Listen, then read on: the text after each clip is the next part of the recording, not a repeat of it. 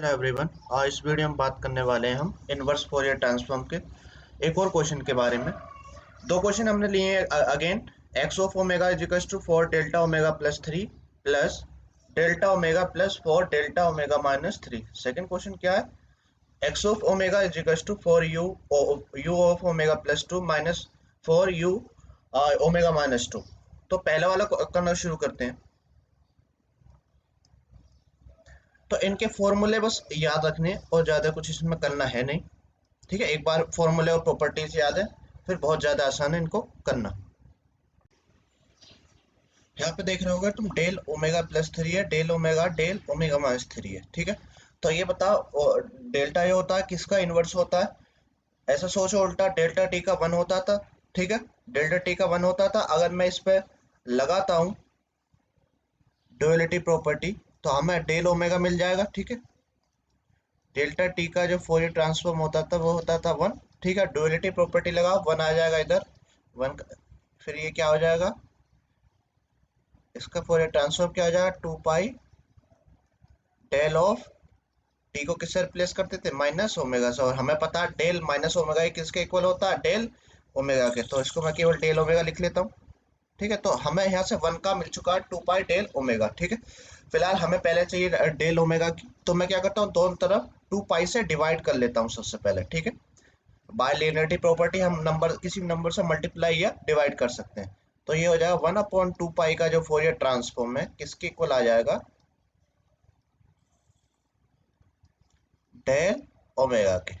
ठीक है, तो मिडिल वाले का तो आ चुका है। अब तुम देख रहे होगे यहाँ पे फ्रीक्वेंसी शिफ्टिंग है, तो फ्रीक्वेंसी शिफ्टिंग है तो फ्रीक्वेंसी शिफ्टिंग वाली प्रॉपर्टी का यूज करेंगे। ठीक है, तो ये पहले वाला हमें मिल चुका है। ठीक है, बीच वाला मिडिल वाला। अब इसको बनाते हैं। अगर देखो तो प्लस की शिफ्टिंग हुई है फ्रीक्वेंसी में, क्या करते थे, माइनस के से मल्टीप्लाई करते थे। ठीक है, फ्रीक्वेंसी शिफ्टिंग प्रॉपर्टी मैंने पढ़ाई हुई है। तो मैं क्या करूंगा, 3 की शिफ्टिंग है तो मल्टीप्लाई किससे करनी पड़ेगी मुझे, दोनों साइड ई की पावर, मैं पहले प्रॉपर्टी लिख देता हूँ। अगर एक्स टी का Fourier transform x of omega, अगर मैं इसमें मल्टीप्लाई कर दूं ई की पावर माइनस जे ओमेगा नोट टी की, तो क्या फर्क आएगा फोरियर ट्रांसफॉर्म पे, जितने की ओमेगा नोट है वहां पे ऐड हो जाएगा। ठीक है, अगर माइनस के से मल्टीप्लाई कर रहे हैं मतलब ई की पावर माइनस से मल्टीप्लाई कर रहे हैं तो प्लस की शिफ्टिंग होगी, अगर माइनस का तो प्लस की होगी। यानी अगर ऐसे मल्टीप्लाई करेंगे तो फर्क क्या आएगा, इस बार सब्ट्रैक्ट हो जाएगा, x of omega minus omega naught. ठीक है, इन्हीं प्रॉपर्टी का यूज करना दोनों का यहाँ पे सोल्व करने के लिए। तो मैं क्या करता हूँ इसमें, पहला इसमें क्या कर रहा हूँ, यहाँ पे देखो किसकी शिफ्टिंग है, 3 की। तो ओमेगा नोट की वैल्यू ये कितनी है, 3 है। ठीक है, तो मुझे कितने से मल्टीप्लाई करनी पड़ेगी दोनों तरफ, ई की पावर माइनस जे ओमेगा नोट की जगह 3 इंटू टी, 1/2 पाई।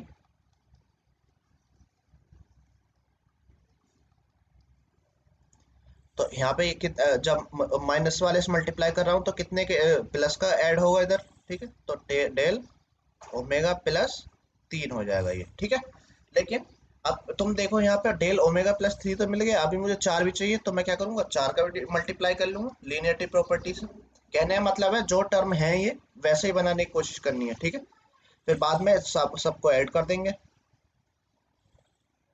तो multiply by 4 on both side. ठीक है, इसको ऐसे लिख लेते हैं, ई की power minus 3 J T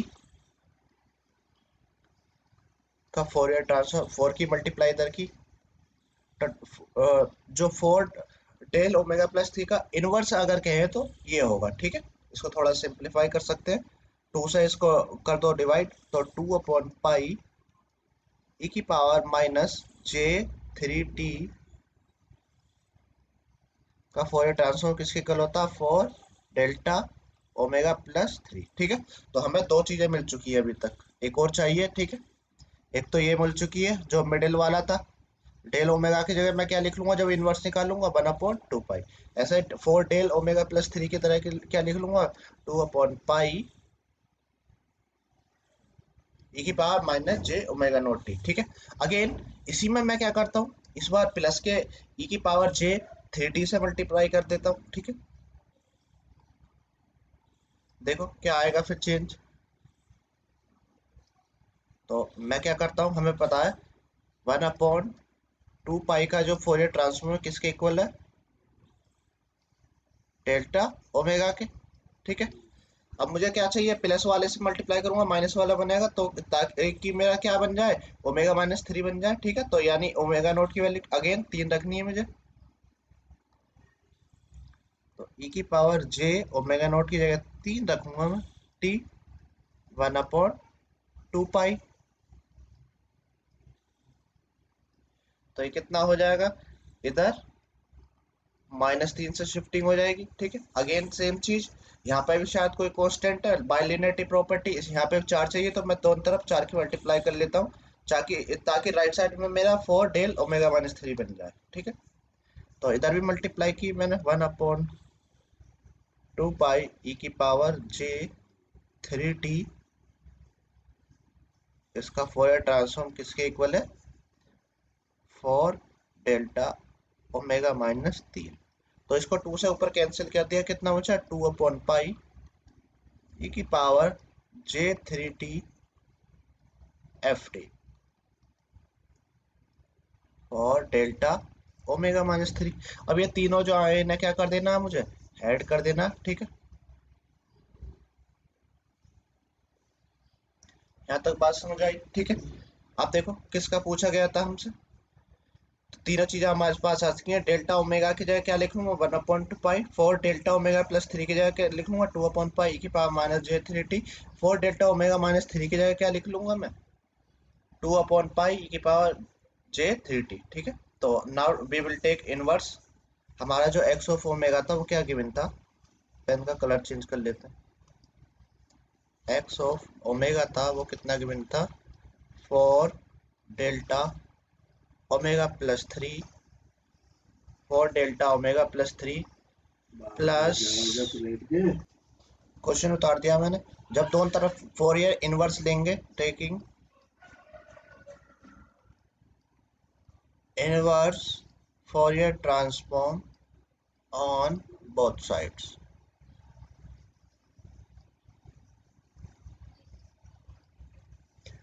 x of omega बन जाता है क्या, एक्स ऑफ टी। 4 डेल्टा ओमेगा+3 किसके इक्वल आया था, देखो यहाँ पे 4 डेल्टा ओमेगा+3 किसके इक्वल था, 2/पाई ई की पावर -J3t, 2/पाई ई की power -J3t plus delta omega किसके इक्वल था, 1/2 पाई के, ठीक है। एक बार देख लो, नहीं किसके इक्वल था, डेल्टा ओमेगा 1/2 पाई के। और थर्ड वाला जो है 4 डेल्टा ओमेगा-3 किसके इक्वल है, 2/पाई ई की पावर J3t, ठीक है। फोरियर ट्रांसफॉर्म में क्या करते हैं, कोई भी एक साइड के इक्वल बना लो, ठीक है। या तो लेफ्ट हैंड साइड वाले अगर टी में है तो फिर ओमेगा बनाने की कोशिश करते हैं, ओमेगा तो टी बनाने की कोशिश करते हैं। फिलहाल ये आंसर है, यहीं पे छोड़ सकते हैं। अगर और ज़्यादा सिंप्लीफाई करना है तो कैसे करेंगे, ठीक है, या तो यहीं पर छोड़ दो, कभी कभी ज़्यादा आंसर दे देता है। तो इन दोनों टर्मों को मैं 2/पाई कॉमन ले लेता हूँ, ठीक है। तो क्या बचेगा यहाँ पे, ई की पावर J3t प्लस ई की पावर -J3t प्लस 1/2 पाई। तो ये किसका फॉर्मूला बन जाएगा, अगर दो से डिवाइड और मल्टीप्लाई कर दूं, अगर 2 से डिवाइड कर देता हूँ और 2 से मल्टीप्लाई कर देता हूँ तो क्या बन जाएगा, कोस का फॉर्मूला, ठीक है। तो एक्स टी कितना आ जाएगा हमारा, ये कैसे बना एक बार मैं ये बता दूं, जो हमारा कोस थीटा का एक्सपेंशन होता है, ठीक है, वो किसके इक्वल होता है, ई की पावर जे थीटा प्लस ई की पावर -J थीटा/2। ये देखो थीटा की जगह यहाँ पे 3t है, बिल्कुल सेम फॉर्मूला बनना, 2 से डिवाइड और 2 से मल्टीप्लाई करने के बाद। तो मेरा एक्स टी जो आ जाएगा, कितना आ जाएगा आंसर, 2 ये वाले 2 की इस वाले 2 के साथ मल्टीप्लाई हो जाएगी, तो ये हो जाएगा ऊपर 4 4/पाई, और ये बन जाएगा क्या, cos 3t प्लस 1/2 पाई। ठीक है, ये क्या है इसका फाइनल आंसर। ठीक है, अब नेक्स्ट वाला देखते हैं। ठीक है, और इसको मैं क्लोज कर देता हूँ एक बार, ये हो जाएगा। बस इतना छोड़ सकते हैं, ये यहाँ तक ही, इससे ज्यादा आंसर नहीं मिलेगा, इससे ज्यादा सोल्व नहीं कर सकते। सेकंड क्वेश्चन को मैंने कॉपी कर लिया, 4u ओमेगा +2 -4u ओमेगा-2। अब ध्यान से देखो, अगर यहाँ पे ओमेगा की जगह टी होता तो तुम आसानी से पहचान लेते रेक्टेंगल फंक्शन है, ये भी तो रेक्टेंगल ही है, किसी भी डोमेन में ले जाए। ठीक है, अगर मैं इसका ग्राफ बनाऊं तो ये किस टाइप का दिखेगा, और इसका मैं ग्राफ बना के देखूं तो किस टाइप का दिखेगा। ओमेगा-2 पे एक 4 का ऊपर की तरफ स्टेप आया हुआ है। ठीक है, और फिर क्या हो रहा, 2 पे जाके अगेन क्या हो रहा, 4 स्टेप डाउन आया होगा, तो ये इसका जो ग्राफ होगा इस टाइप का होगा। ठीक, 4 ये ऊपर गया, 4 इसकी वैल्यू है हर बार, और कहाँ कहाँ पे हमें मिल रहा है ये 2 और -2 पर। ठीक है, देखो ये रेक्टेंगुलर फंक्शन है, एकदम रेक्टेंगुलर। रेक्टेंगुलर फंक्शन को कैसे लिखते हैं, क्या होता है रेक्टेंगुलर फंक्शन को लिखने का, ए रेक्ट, यहाँ पे ऊपर आता था टी आता था, अब यहाँ पे टी ना आके क्या आएगा, वेरिएबल क्या हमारा omega upon capital T. Capital T क्या उसका टाइम पीरियड, तो टाइम पीरियड मतलब कितनी इसकी ये विथ है। ठीक है, तो ये कितनी हो जाएगा, टी बराबर कितना आ जाएगा, 4 आ जाएगा। ठीक है, 2 में से -2 को घटाएंगे 4 आएगा, और एम्पलीट्यूड ए कितना है, ये ए। ठीक है, तो हमारा रेक्टेंगुलर फंक्शन जो बन जाएगा, एक्स ऑफ ओमेगा मैं कहूँ कितना आ जाएगा, 4 रेक्ट ओमेगा अपॉन 4, ये बन जाएगा। ठीक है, आगे देखते हैं। यहाँ तो बात समझ आई, हमें पता है रेक्ट का सिंक होता है, सिंक का रेक्ट होता है। ठीक है, हम कर लेते हैं इसको पलट के।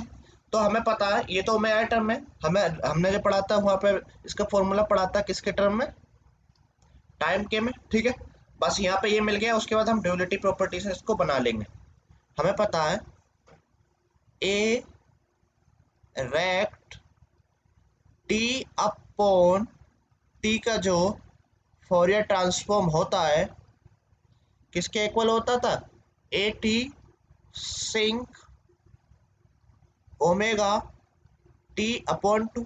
ठीक है, तो हमें रेक्ट ओमेगा टर्म में चाहिए, तो मुझे क्या लगानी पड़ेगी, ड्यूअलिटी प्रॉपर्टी लगा देता हूँ। तो ये वाले टर्म को मैं इधर ले आऊंगा। ठीक है, तो ये आ जाएगा, हो जाएगा ए टी बाई ड्यूअलिटी। ठीक है, पहले मैं प्रॉपर्टी कर लेके दूँ, बाय ड्युअलिटी। ठीक है, सबने देख रखी होगी ये प्रॉपर्टी, तो ये आ जाएगा इधर ए टी सिंक, ओमेगा को किससे रिप्लेस कर देते हैं, टी से, ओमेगा को टी से रिप्लेस कर देते हैं।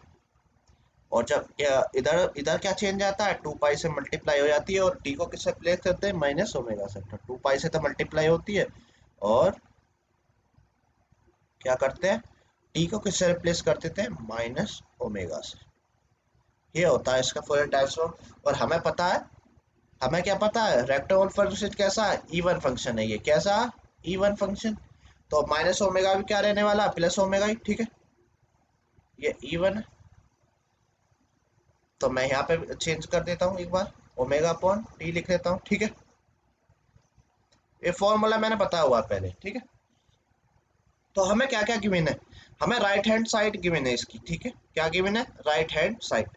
तो हमें पता है ए टी सिंक, ये ए टी है, A T sinc T capital T upon 2 का होगा 2 pi A rect omega upon T के बराबर होगा। तो हमें क्या गिवन है, इसका मतलब ये वाली साइड गिवन है। ठीक है, तो हमें वैसे भी टाइम डोमेन में चाहिए, तो रेक्टेंगुलर साइड हमें राइट हैंड साइड गिवन है। ठीक है, क्या क्या गिवन है यहाँ पे अच्छे से कंपेयर करना। इसका जो एम्पलीट्यूड कितना है 2 पाई ए, और इसका कितना 4, तो दोनों को बराबर कर दो, तो क्या होगा 2 पाई ए बराबर क्या होगा 4, तो ए बराबर कितना आ जाएगा 4/2 पाई, यानी ए की वैल्यू कितनी आ जाएगी 2/पाई। ठीक है, ए की वैल्यू आ गई। अब टी की, अब क्या करते हैं, टाइम पीरियड हमें ऑलरेडी मालूम है। ठीक है, टी की तो वैल्यू सेम ही रहने वाली है, यहाँ से निकालो या वहां से निकालो। ठीक है, तो यहाँ तक ये बात पता चल गई। और ओमेगा, अब यहाँ पे क्या है, टी की वैल्यू कितनी थी, 4 गिवन थी, ठीक है, टी की तो हमें ऑलरेडी गिवन है, या तो फिर फाइंड कर सकते हैं, कंपेयर कर दो, इसमें ज्यादा क्या। और यहाँ पे ओमेगा, यहाँ पे 4 है, ये 4 है, यहाँ पे ये टी है, तो इसका मतलब टी की जगह क्या आने वाला है, 4 आने वाला है, ठीक है। अब क्या करता हूँ मैं, ए की जगह और टी की जगह ये वाली वैल्यूज इधर रख देता हूँ, ठीक है, दोनों साइड रख दो, तो देखो क्या चेंजेस बनते हैं। Put this values on both side in this, जब मैं दोनों साइड रखूंगा, एक जगह 2/पाई और टी की जगह T4, तब क्या चेंज आएगा मेरा, देखो ए की जगह आया 2/पाई और टी की जगह है 4, यह हो जाएगा सिंक टी, इसकी जगह 4/2, कितना आ जाएगा 2 पाई, ए की जगह 2/पाई, ठीक, ये हो जाएगा कितना, rect omega upon capital T की जगह 4, ठीक है, यहाँ पाई से पाई कैंसिल हो जाएगा, और ये हो जाएगा कितना, 8/पाई सिंक, 2 से 4 कट गया 2 बार, 2t, पाई से पाई कट गया, यहाँ पे कितना आ गया 4, रेक्ट ओमेगा अपॉन 4, ठीक है। तो इस चीज को मैं दूसरी बात में कहूँ, इसका मतलब 4 रेक्ट ओमेगा अपॉन 4 का इनवर्स, क्या, इनवर्स फोरियर ट्रांसफॉर्म किसके इक्वल आया है, 8/पाई सिंक 2t के, ठीक है, ये क्या है हमारा आंसर, यहीं पे छोड़ सकते हैं। कभी कभी वो थोड़ा सा और ज्यादा सिंप्लीफाई कर देता है, तो मैं दिखा देता हूँ क्या होगा और ज्यादा सिंप्लीफाइड आंसर। ये 4 रेक्ट ओमेगा ओमेगा अपॉन 4 किसके इक्वल था, 4, ठीक है, जो ओरिजिनल क्वेश्चन था उसकी फॉर्म में लिखो, ताकि चेक करने वाला कंफ्यूज ना हो। 4 u(-2) का इनवर्स फोरियर ट्रांसफॉर्म कैसे करते हैं, सिंक को सोल्व बताओ, सिंको को कैसे करते हैं, साइन, क्या करते हैं, साइन जो भी अंदर लिखा हुआ सेम उसको लिख लो, अपॉन उसी से डिवाइड कर दो, उसी इस तरह से ही बनता है सिंक, ठीक है।